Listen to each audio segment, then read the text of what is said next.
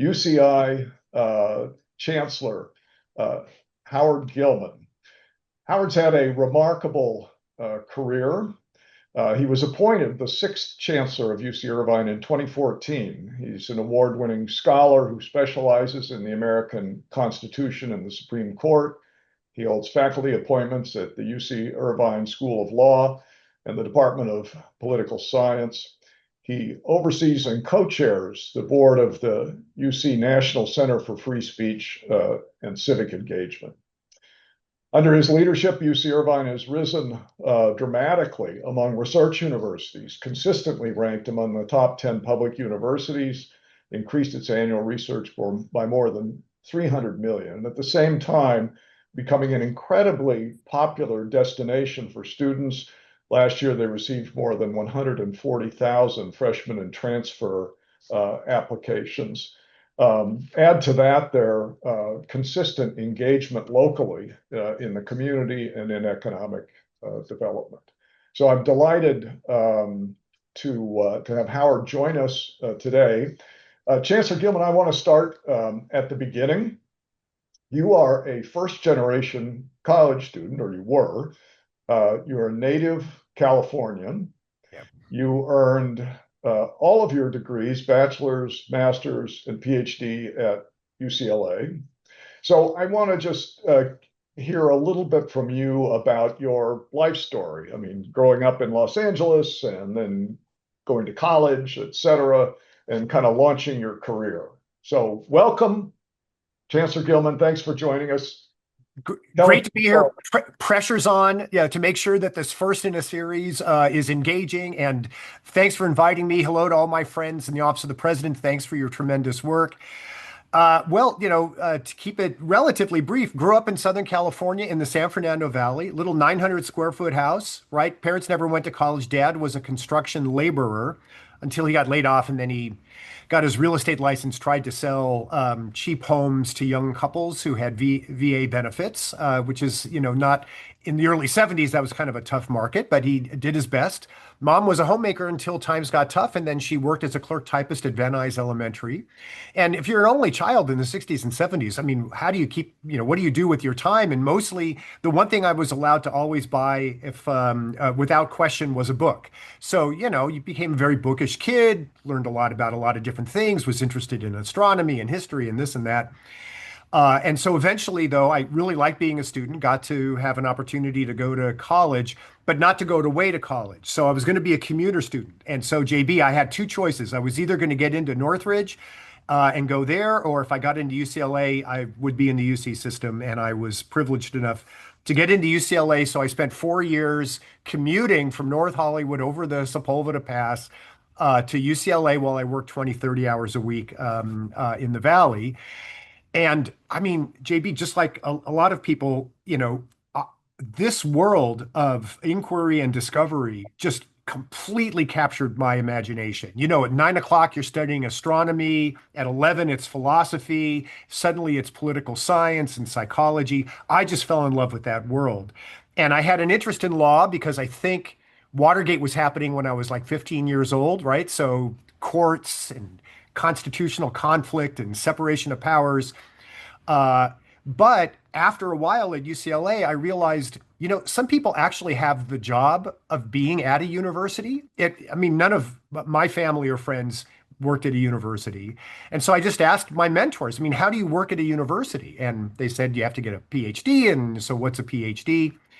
Anyway, kept going, got into some East Coast graduate programs, but it was going to cost too much money. So UCLA just allowed me to stay into their PhD program in political science. And while I was there, my wife, who got her undergraduate degree at UCSD, was getting her degree in psychology. So I had a chance to meet my wife. So the university gave me a passion, a career, a family. Really, like hundreds of thousands of other people, owe everything to the University of California. Well, great. I'll be sending a pledge card your way. Yeah, so exactly. pay us back for all that. But so what was your first job after you got your PhD? So my first job, we needed to stay in the LA area because we had sick or dying parents, and so I couldn't have a national search. So the one job that was available actually was a 1 year job at UC Riverside. So I commuted from at that time West LA to UC Riverside for that 1 year position, and then the only tenure track job the next year was in the Cal State system, Cal Poly Pomona. So I worked there for a year, but within a few months another job opening exactly in my field opened up in Los Angeles. And I don't want to tell you what university it was, but its initials are USC. And so I then started my career in earnest as a faculty member at a research university at USC. And boy, they treated me very well. And it was at a time when it was going from a relatively, well-regarded but regional university with some strong, professional programs to a powerhouse. I got there just when Steve Sample actually started as president. So I feel like I had a front row seat of how over time, if you're relentless about always being better, that you could transform a university. And so that's where I spent most of my career until I was lucky enough to come back to the University of California. That's great. So this is a connection that we have in common, Howard. I knew Steve Sample. He was a great administrator and enormously responsible for USC's rise. I think the other thing that was responsible for USC's rise was football, and they, like some other places, parlayed a great prominence in some great ways academically. So the time you spent there as a faculty member, what's the best part of that life? I, the best job I ever had and will ever have was being a faculty member. The best part of it was that I cared about the research that I was doing, the topics that I studied. I mean, I thought constitutional studies, the law of the Constitution, political history was very important for us to understand our world, and really wanted to convey that importance and in that enthusiasm to students. And then just the freedom of mind that you have as a faculty member to write about what you want to write about and to have control over what you're teaching. It was incredible. I mean, the one thing I knew was true was that I was never going to go into administration. I just liked being a faculty member so much that, over time I'd like being of service, right? So I would join this committee or be on this faculty council. So I didn't mind being of service. I just never wanted the responsibility actually to be an administrator. And it was just through a series of unexpected events that eventually I ended up on that path. But in my heart of hearts, the best job I ever had was being a faculty member. So something that's always interested me, Howard, is you know more about the law than any non-lawyer I know. Why didn't you go to law school? Well, that my parents asked the same thing because they didn't know about PhDs. They knew I was interested in law, and when I told them in my junior year that I was actually thinking of getting a PhD, they said, "Well, you're interested in law. Why don't you go to law school?" And the reason was that I thought law school meant that you would be trained to be hired by other people to make their arguments. And which is probably, I didn't know anything. I knew that you could, now that I know, you could do it in a different way. But I felt like I didn't want to be an instrument of what other people wanted. I wanted the intellectual freedom to study what I wanted to study on my terms. And that felt to me like I needed to focus on constitutional history from a more political science perspective. As it turned out, once I started writing and gaining a little bit of a reputation as a scholar, most of the people I was in a relationship with were law professor faculty, right? Which is why eventually, my primary appointments ended up in law. But, JB, I got to study all the things in law that I was interested in and not have to go through all those other law school classes that you went through that you probably weren't as fascinated by. So, I was doing political theory and international relations and all sorts of things I was fascinated by and didn't have to worry so much about, I don't know, civil procedure or, other. You didn't have to learn about the rule against perpetuities for the bar exam. That is exactly right. Now, I knew though that, you could actually have a career after 3 or 4 years if you go into a law school. I didn't realize it was going to take me, more than a decade if you chose the PhD method to actually get on your feet. But it's okay. It all worked out. So why does somebody who realized that they had the best job in the world as a faculty member and also had the resolve never to be an administrator, how did you end up where you are now? I know it's unbelievable. So, uh, I was forced to be a department chair for a while just because the department was kind of collapsing and people in my department trusted me and I knew the dean needed my help. And I wanted to get out of that as quickly as possible. And so when a new provost came in, I didn't know what a provost was. And they wanted me to do a rinky-dink little thing in the provost office, associate vice provost for research advancement in the social sciences and humanities, which basically meant I got coffee, for the actual vice provosts. And did that job for a year. And then, I was going to return to the faculty. And before I had a chance to do that, the provost said to me, the president and I would like you to make yourself a candidate for sort of the largest academic unit there, which is the College of Letters, Arts, and Sciences. And I didn't want to do it. But JP, I didn't know how to say no.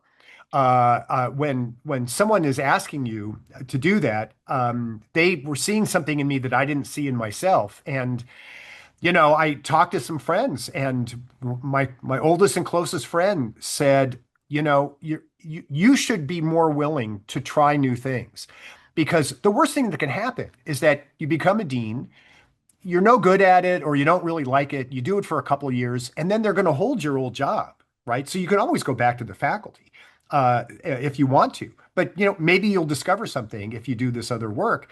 So it was it really was me not knowing how to say no and being encouraged by a friend of mine to try to take more chances in life than I was willing to do up until that time. So this session has already been useful to me because now I know you don't know how to say no. Yeah, So I'm lining up a whole lot of extra things for you to do. I've gotten better at it. So, all right. Now you've told us enough about you. We want to know about UC Irvine now. Yeah. So tell us, well, you've been at the helm now for over a decade. So you know it as well as anybody. Tell us about UC Irvine. What would you say about it? Well, what attracted me to it when I initially had the opportunity to be the provost when Michael Drake was the chancellor, was it was a young, extraordinarily accomplished institution, but it had a little chip on its shoulder, right? We were less than 50 years old at the time, and we were proud that we were the number one campus in the country under 50. But the outstanding faculty didn't want to be the top school under 50, right? It's like being the best baseball team in AAA baseball, right? They wanted to be regarded as standing shoulder to shoulder with the best.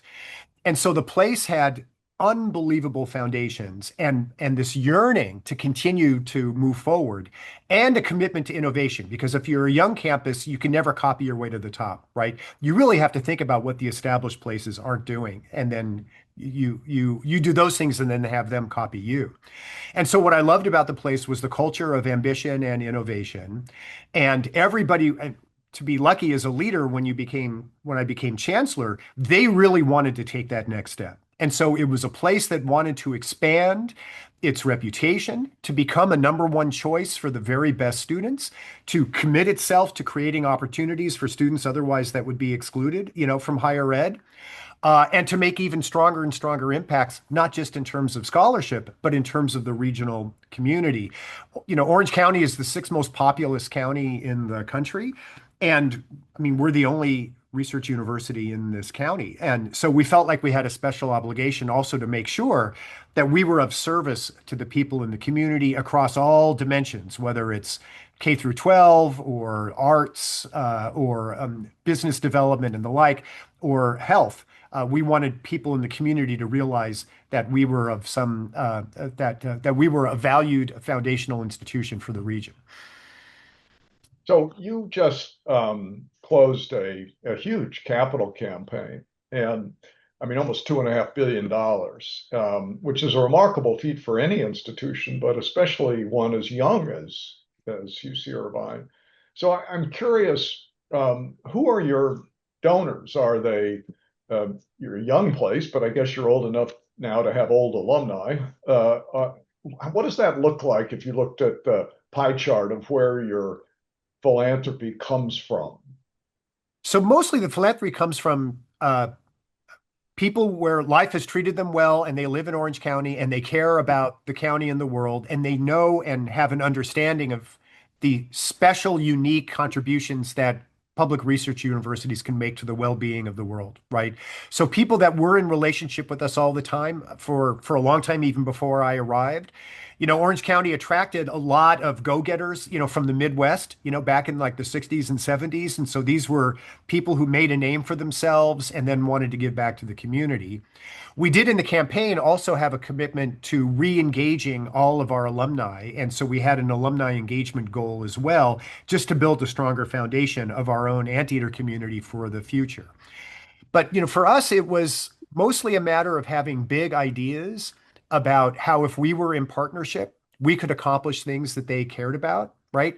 And the way I think that you have big goals and accomplish big goals in fundraising is you develop a reputation as being a sincere and honest and trustworthy partner, and you think of the things that really matter to people, and then you establish the programs and the opportunities where they know that they're going to have an impact. And for us, as we were one of the things the campus had to do over the last 10 years, because we had a medical center ecosystem, but it really wasn't that well developed and our research wasn't that strong.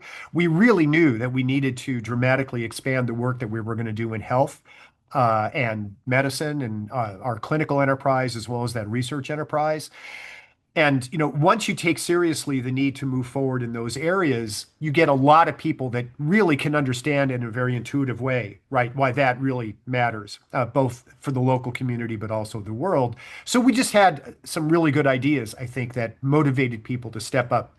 And then you just try to develop a reputation for being, a trustworthy partner and for saying what you're going to do and then actually accomplishing once you develop that partnership.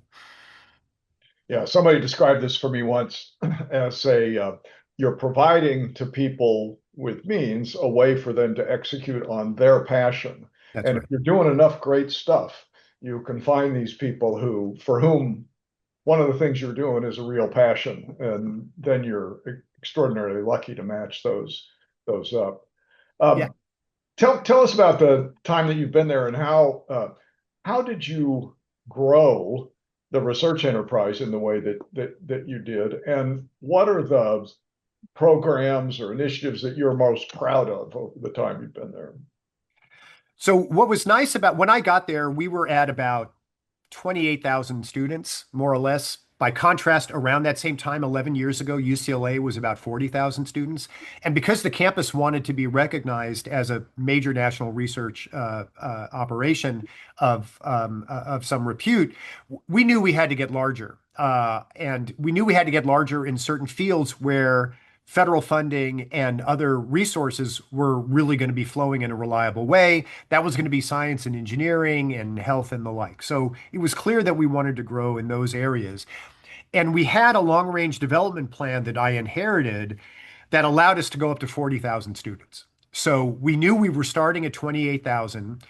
If we could increase enrollment, and the state wanted us to increase enrollment, we could increase enrollment, hire faculty in those areas that were going to be growth areas in terms of research, but also growth areas in terms of student interest, right? I mean, the demands on our School of Engineering, on our School of Information and Computer Sciences, on our pre-health programs was enormous, right? So we wanted to be able to meet the demand of the students, the demand of the state in terms of workforce development, and the desire of the campus to create a research infrastructure that would allow us to move forward. The other thing you had to do was build the campus infrastructure to make that happen. So we prioritized, interdisciplinary science and engineering research buildings, health research buildings. And then because it was also important for us to make sure that our students were well treated, we also created extremely innovative spaces in teaching innovation, right? Places where an extremely creative faculty could approach teaching in a different way. So, if, in addition to housing and the like, if you build infrastructure that's designed to unleash teaching innovation and excellence and research innovation and excellence, then, you hire good faculty into this expanding structure and, almost the rest takes care of itself. So, you've alluded to this a couple of times about, your youth as an institution and how you have to be innovative and kind of have to outsmart the more traditional Yeah. places. But with the more success you've had and being a top 10 public and the size of your philanthropy, the size of your research, how do you guard against uh, becoming complacent and continue that sort of innovative risk-taking tradition that you've had? It's a great question because there is always the risk that you'll be comfortable. But, there are universities that have been around for centuries and centuries. They're really, really comfortable, right? I mean, why should they change, right? I mean, they've outlasted, governments, right? And so when you're under 60, though, or around 60 years old, this pin, by the way, is our 60th anniversary pin. When you're 60, you're still eager to do things differently. And when you show that maintaining a culture of innovation and innovative thinking uh, uh, is rewarded, then you can keep that culture alive. So, for example, when we expanded our health system, we knew it was going to be both on the clinical side, but also on the research academic side.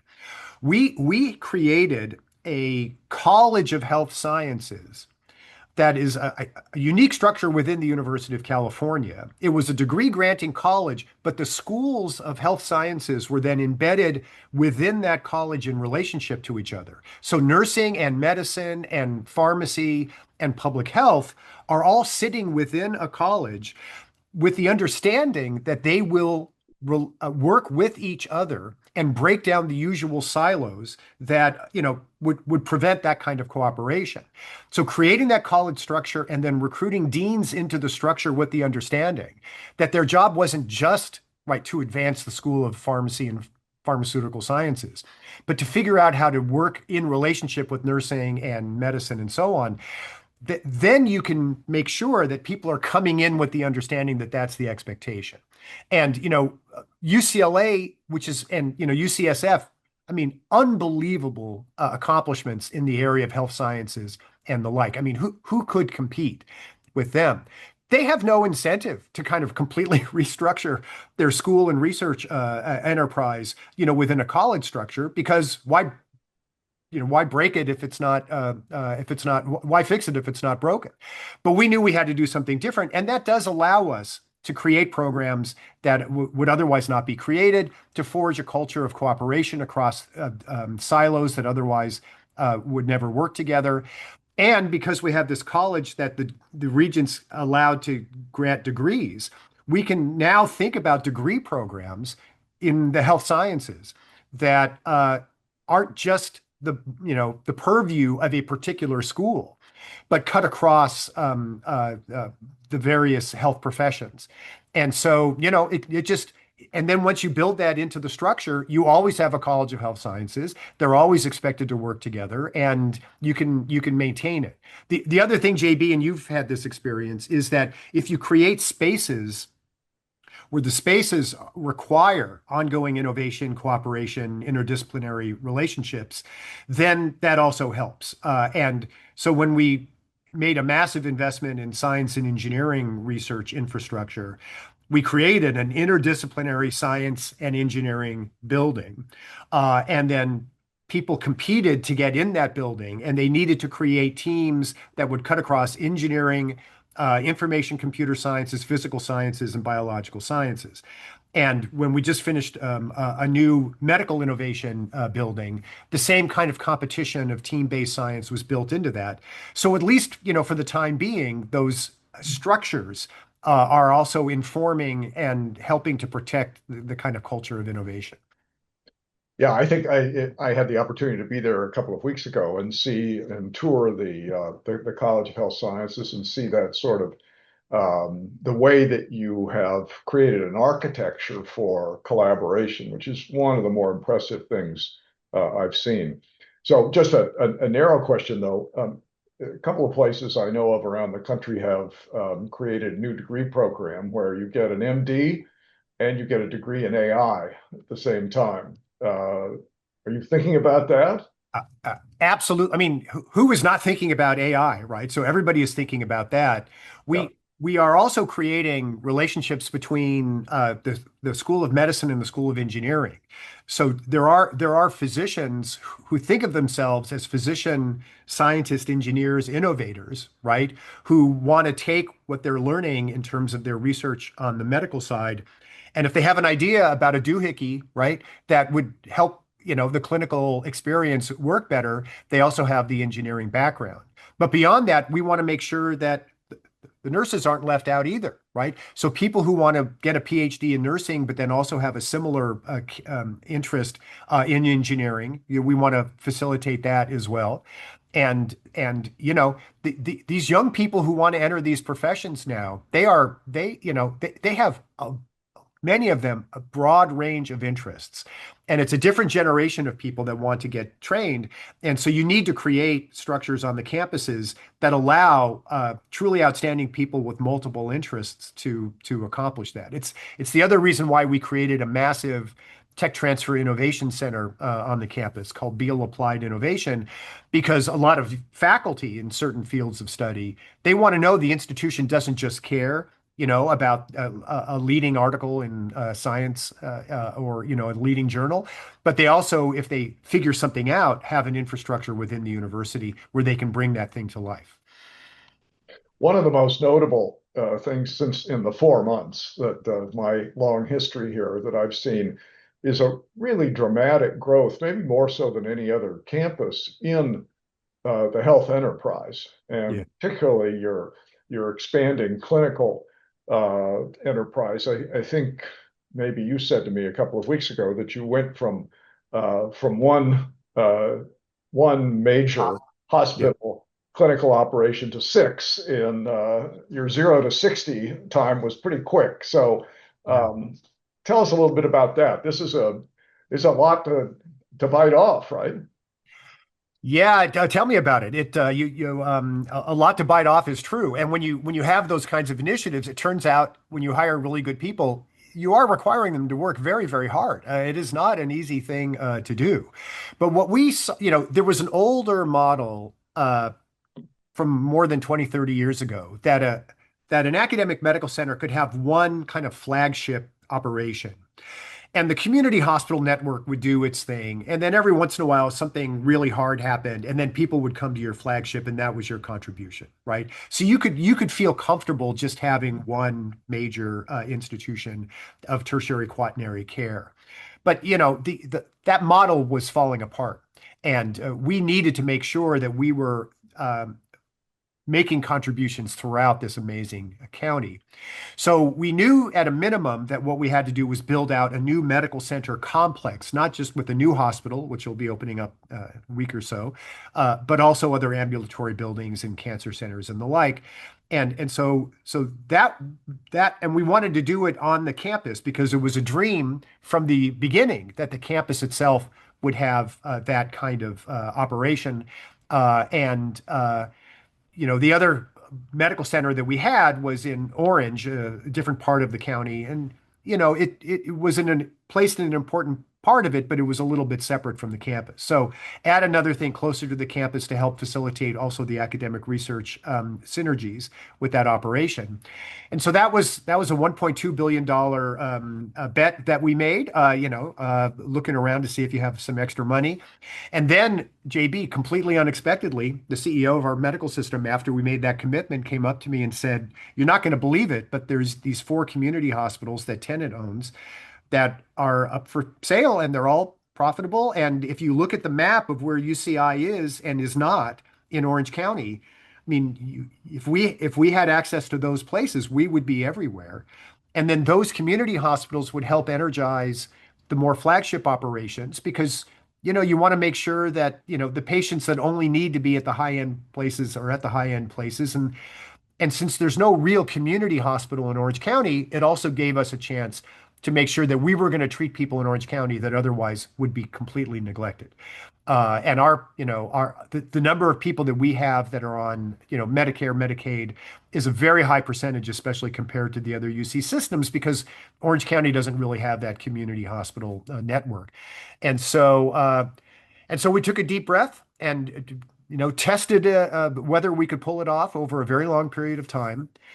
And now that we have it, we're still working through the process of making sure that it's coordinated. We have, by the way, over the next couple of weeks, we're installing our new, electronic medical record in all of these other places. It turns out that's not an easy thing to do, but we have an amazing team that's going to figure all that stuff out.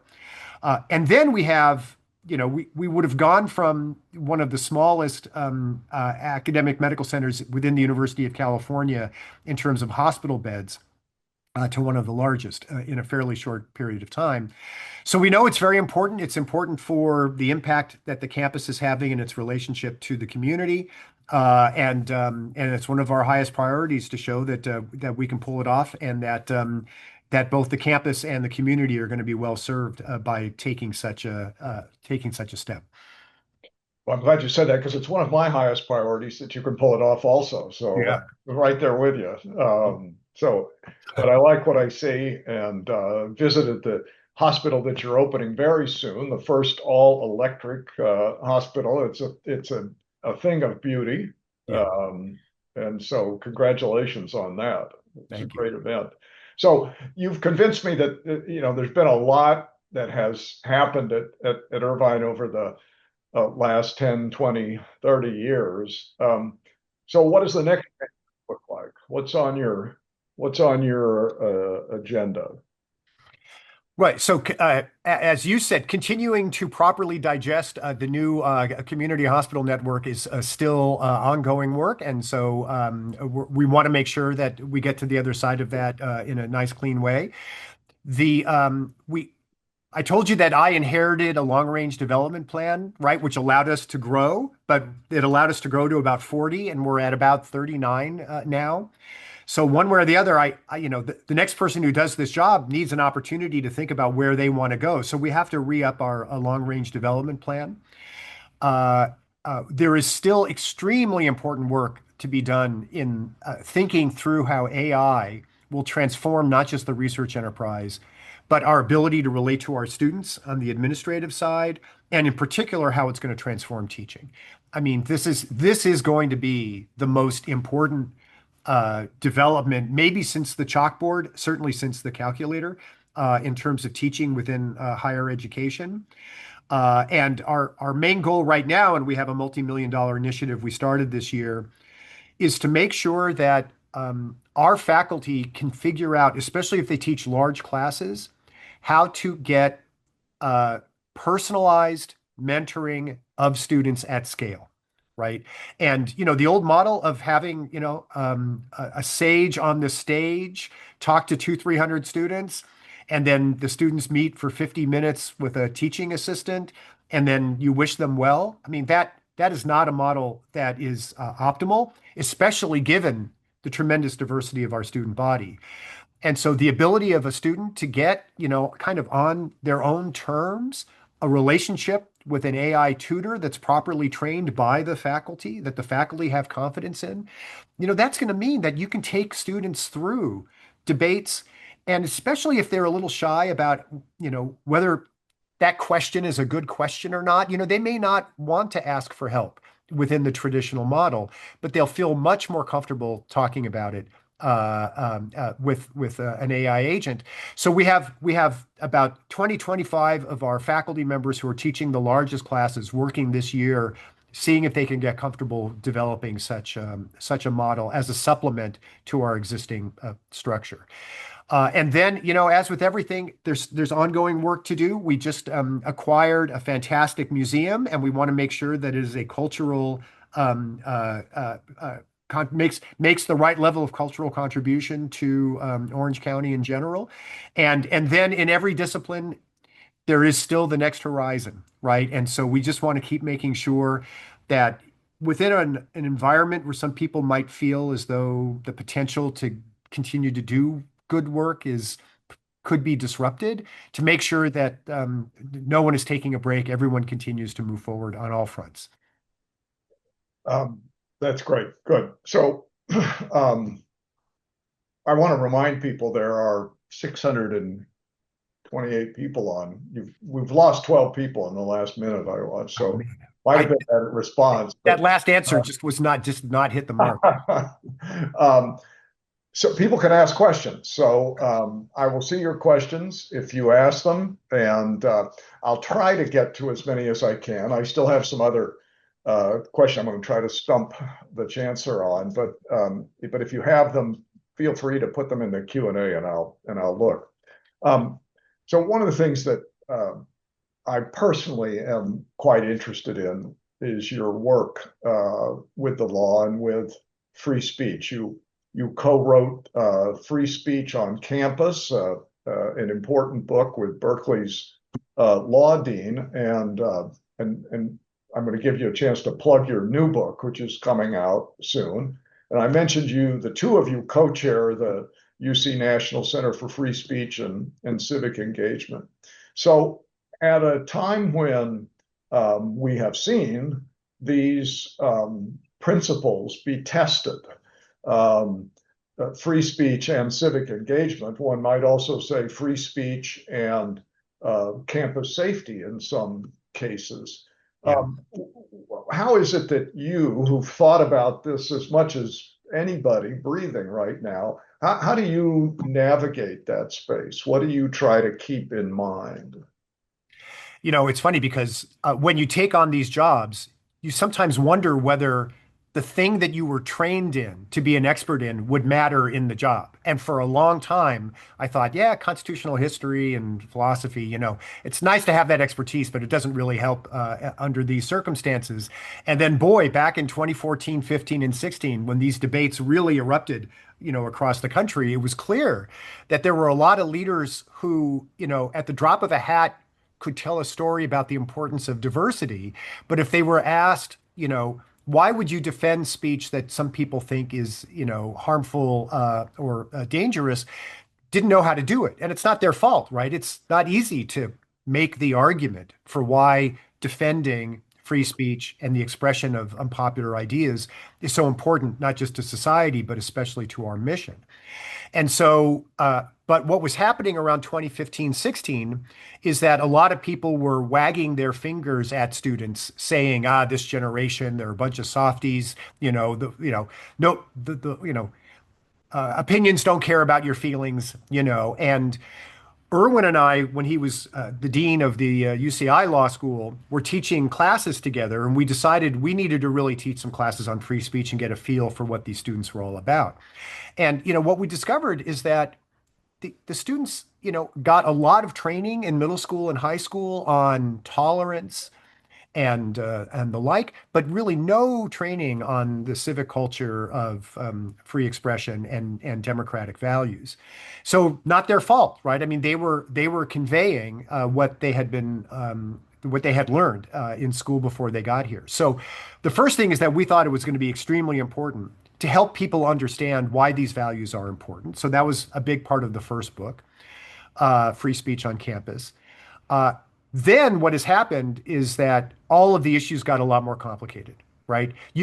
I could convince you maybe that it's very important for universities never to censor or punish the mere expression of an idea. And you could disagree with it, but at least I could make the argument. But even if you agree with that, well, what do you do about tumultuous protests? What do you do about disruption of university events? What do you do if a protest is if a speaker is met by hundreds and hundreds of angry protesters? How do universities manage that? So the more recent book coming out in January, Erwin Chemerinsky, Howard Gilman, Campus Speech and Academic Freedom: A Guide for Difficult Times, Yale University Press. There you go. That's my pitch. Available for pre-order on Amazon. Really looks at all of the issues that we've been facing over the last few years that aren't covered by just the basic principle that free speech is important. And so what we've tried to do is stay focused on the fundamental principles, the North Star of what a commitment to free speech and academic freedom entails, right?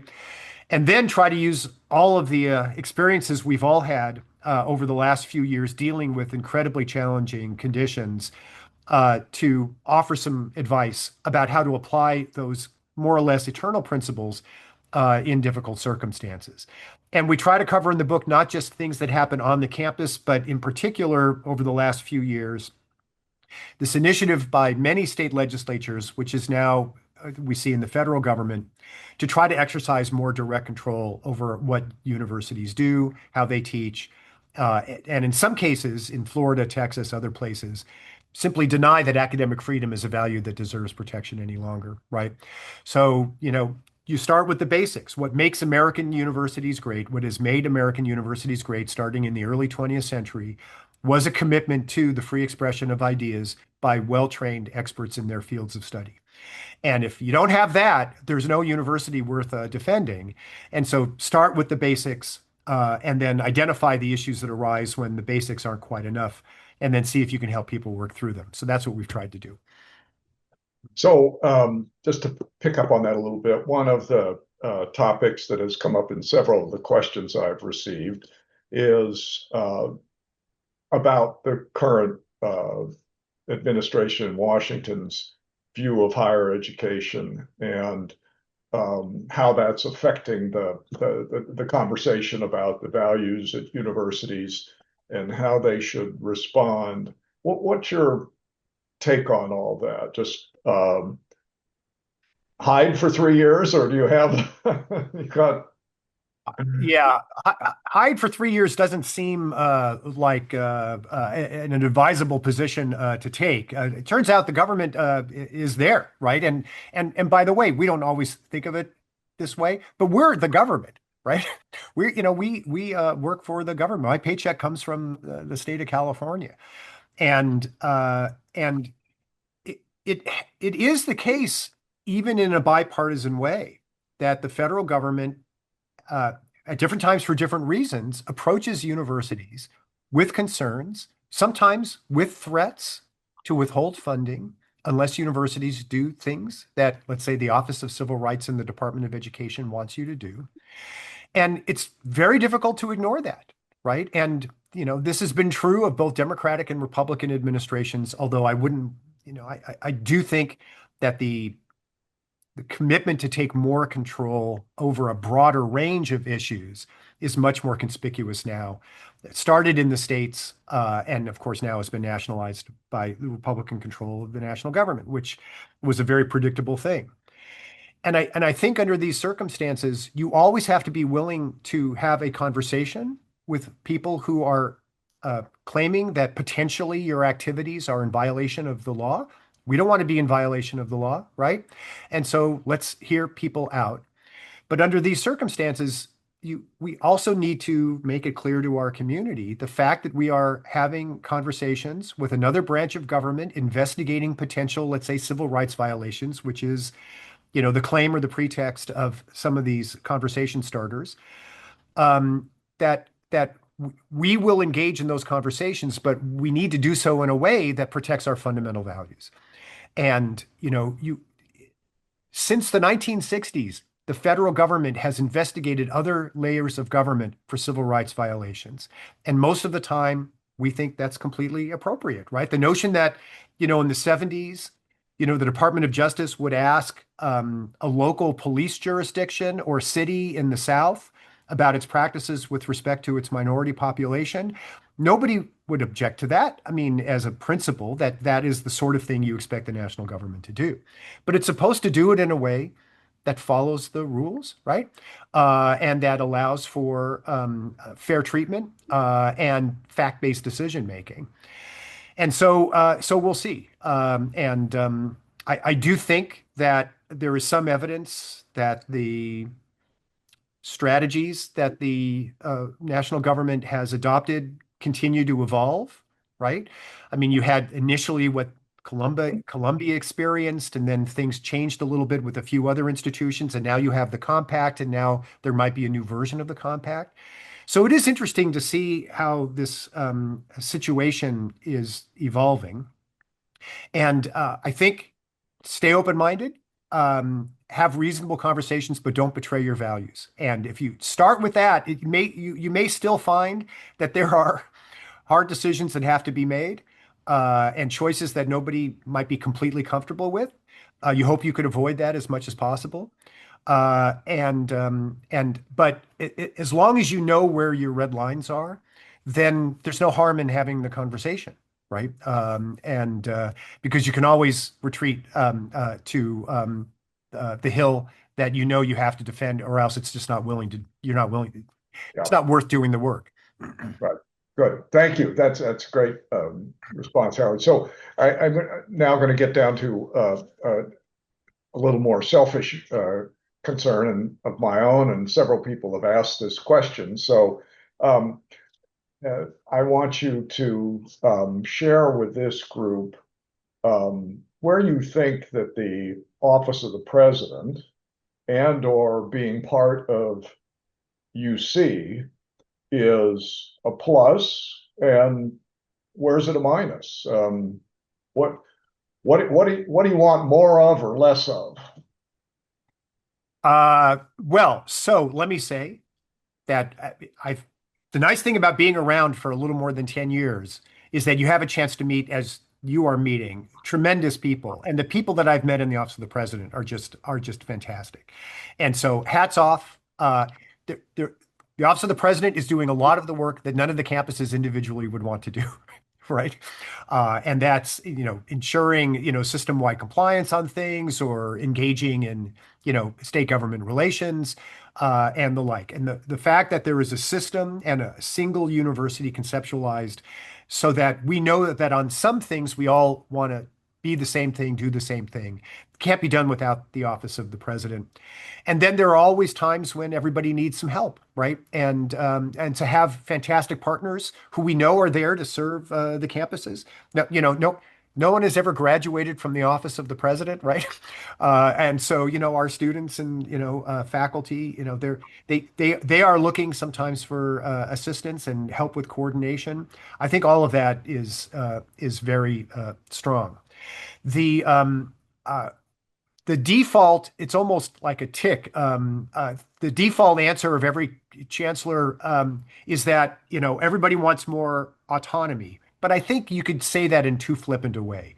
It is true that if you're a hammer, everything looks like a nail. In theory, if you're a system-wide leader, everything looks like a system-wide issue. And if you're a campus person, everything looks like a campus issue. The nice thing, if you study the American constitutional system and federalism, is that you have this layered structure of the federal government and the state governments. And over time, the relationship between the central government and the state governments might evolve, and allowing for a little bit of that evolution. And at different times, different things are important, I think helps and matters. And we're all better off because we talk to each other and we try to find, that right balance. Generally speaking, I think we've been moving a little more in the direction of giving campuses a bit more freedom on what our tech transfer policy should be, or, you know, um, it's still the case that if I have a gift of a certain level, I can't accept the gift unless JB, I beg you to allow me to accept the gift, right? And, is that the right level? I don't know. We'll talk about it. We'll see.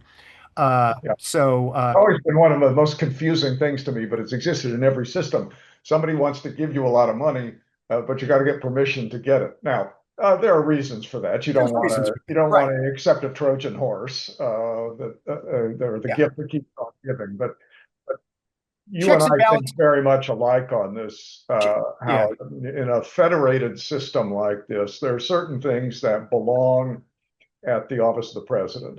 And they Yeah. may not just be those things you don't want to do, not just the dregs of the No, decision, right. Yeah. but there are things, for instance, where no differentiation is valuable, or it might even be harmful to have differentiation in Right. legal responses and in policies and Exactly. that kind of thing. And there are those other things, most of what happens at the campus, that are properly situated there, that are Yeah. student facing and faculty facing and community facing.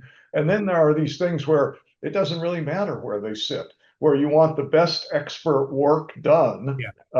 and those can be shared services if they're done right. So I think that makes all the sense in the world. Um, what do you wish that people knew about UC Irvine that you think maybe they don't know? Well, so what everybody does know is that we have the best mascot in all of higher education. So Uh, it's very important. Peter the Anteater, best mascot, most feared, revered, and beloved mascot in all of higher ed. one of the things the campus is most Wait proud. a minute. Yeah. How did you get an anteater as your mascot? Well, so with the exception, we'll set aside banana slugs in a minute, right? So the campus is created in the 60s, and because it's the University of California, the bear is, the sort of the centerpiece, right? So you have the Cal Bear, you have UCLA Bruins, and so everybody was trying to figure out permutations of the bear. It turns out the anteater is part of the bear family. There you go. And at the time, there was a cartoon in the 60s known as BC with a bunch of cavemen. Johnny Hart was the person who drew it. And one of the characters in BC was an anteater. And when the anteater would eat an ant, the tongue would go out. And what you would see at the end was a ZOT exclamation point, Zot. And so when the anteater in BC uh, attacked and commanded an ant, Zot was the sound effect. And so students saw that the anteater was a bear, member of the bear family. They thought it was quirky and interesting that you would have an anteater. And so the Peter the Anteater and Zot, Zot, Zot as the fierce cry of the anteater was born. And no better decision was ever made other than the decision not to have a football team. Yeah, Yeah. I would agree with that. Are you going to tell me that is the banana slug part of the bear family? No, you see, that's why UCI is much more loyal to the University of Yeah, California than some of yeah. the other campuses. So one of the things we've talked a little bit about the federal government's posture right now, and there are threats of research funding being withheld, which had potentially enormous impact on UCLA. We look at the budget Yeah. issues both in Sacramento and in Washington, and one of the things we've been trying to talk about with our campus communities and the state at large is the consequences of these fiscal decisions made in Sacramento and in Washington. Yeah. People are interested, I think, in how you manage this on the ground and what kinds of things you're telling the people at UCI about this. And I know you can't assure everybody that Yeah. everything's going to be fine. Right. Got to be honest with them, but how do you manage that anxiety and that tension that exists? Because if you're at any enterprise where people, it's their livelihood and their community. Yeah. And let's face it, what we've seen out of the federal government is the most serious assault on the familiar ecosystem of American higher education in our lifetimes. And we have seen the ability of the federal government, if it is so determined, to really bring institutions completely to their knees and absolutely disrupt the ability of institutions to do that work. So when that reality emerges, you have to take it seriously, and you can't dismiss the anxiety of the community. And so you have to over communicate. So especially in the spring, as things were emerging, we did a lot of town halls, talked to people about how we were thinking about it, and what they need to see is that you're paying attention, you're not panicking, but you are preparing and you're creating various scenarios, right? So we have a team in partnership with our fantastic divisional academic senate that is imagining what we would do with certain scenarios if they were to unfold. Very sharp, broad reductions in the availability of grants or cancellations of grants across the board. So you do that planning and you try to be as transparent about that as possible. And at the same time, as time has unfolded, I mean, when you arrived, it was reasonable for lots of people to think that there would be this cascading effect throughout the entire system, and that everybody, almost like a new plague, coming through, and it started in one place, but inevitably it's going to go everywhere else. So the anxiety, I think, circa August, September was very high. Uh, as time has progressed, um, while people have that nervousness that things could still happen that would be bad, people are seeing that the actual work that they're doing is continuing. right? And I think every single day where people are still able, even if they have an abstract concern about what could come next, that they can get their work done. Try to stay focused. I'm not such a fan of, British culture to say that stay calm and carry on is something that, we is the sole answer to all of these anxieties. But it is important, especially in leadership positions. There was a book about the Supreme Court called Storm Center, and the concept was that when politics is extremely tumultuous, the court is normally a place culturally where calmer deliberation and decisions are happening. It's the quiet at the center of the storm sometimes. And in senior leadership positions, you have to realize when there is a storm, but I do think you have to make sure that as best as possible, you are the quiet at the center of the storm, so that you could do the deliberations necessary to address what might come next. So let me take that a step farther for some of our people who see in you a very successful, accomplished academic leader who's had a great career trajectory. What's your advice to people now that are Howard Gilman 30 years ago, that are sort of making their career path now in these circumstances, which are very different than when you started your career? Yeah, yeah. I mean, tough to say. I mean, the main advice that I think I would have liked to give myself is have a plan, have goals, but realize those plans can disappear in an instant. And you can't invest your entire sense of who you are in a prearranged plan that if it doesn't unfold exactly the way you want, you feel like your world is falling apart. We are an evolved species, and we didn't evolve for constancy and things never changing. We, in theory, evolved successfully because we could meet new unexpected circumstances, and you need to change with changing circumstances. So have a plan, but don't be so pre-committed to the plan that you're not willing to take on new opportunities or change when the facts change. And I wish I told myself way back then, because when I had new opportunities to start working in administration, it was psychologically very difficult, for me to take a deep breath and try the new thing. But it does turn out that it works out as long as you're open-minded about new experiences and how they may even be better than what your plans were. All right, we have less than a minute left. So Yeah. this is the lightning round. Okay.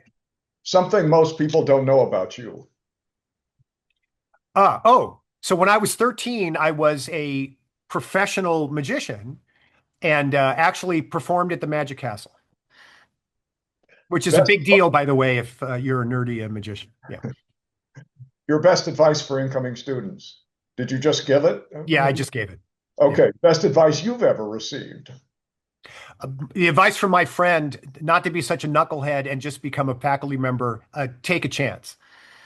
What are you reading or watching or listening to right now that you would recommend? Reading, I love Mick Herron's Slough House books, Slow Horses books. I think they're the most fantastic, hilarious, smart books that have been written in a very long time. Also reading Dominion by Tom Holland, and I'm listening to The Rest is History, which I think is one of the great podcasts in the world right now with Tom Holland and Dominic Sandbrook. All right, perfect way to end. Run out of time. Chancellor Gilman, thank you for joining us today. And to my colleagues, thank all of you for being on. Didn't get to all the questions, tried to get to a number of them.